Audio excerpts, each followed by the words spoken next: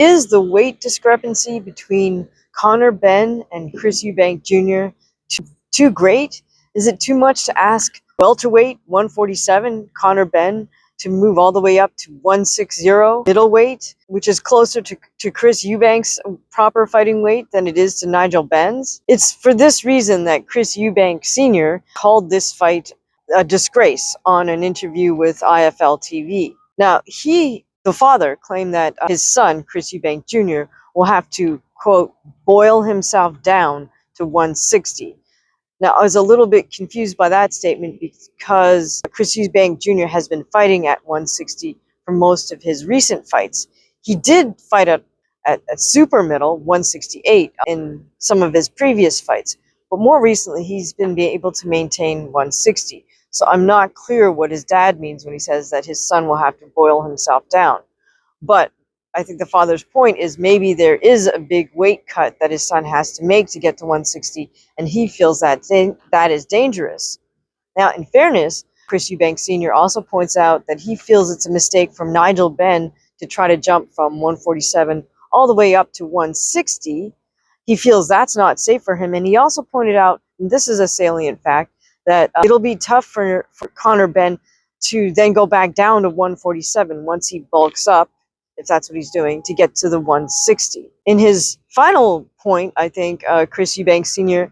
points to none other than Michael Watson as one of the potential dangers for, what can happen in the ring. It's not clear to me exactly if Chris Eubank Sr. is pointing to a huge weight cut that maybe Michael Watson had to endure to compete in the rematch with Chris Eubank Sr.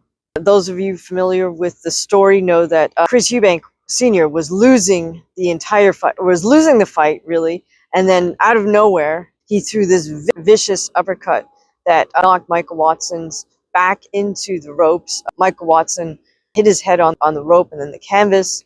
He was unattended to or unconscious for, I think it took 8 minutes for doctors to get into the ring and try to administer help. And so unfortunately, they did not, get to him quickly enough, and he was in a coma. When he did come out, he was not able to speak or walk, and it took quite a bit of determination on his part and lots of rehab to get him back to the point where he is now, where he can at least speak and he can walk.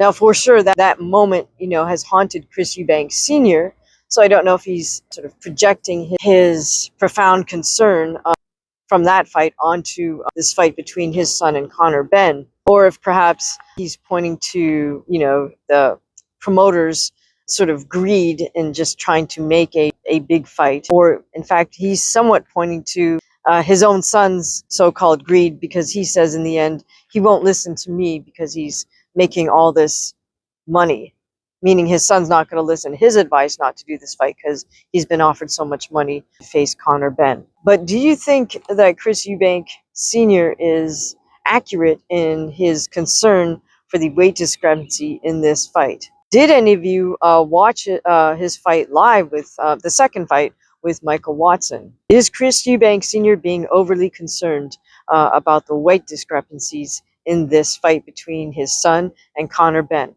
Let us know your thoughts.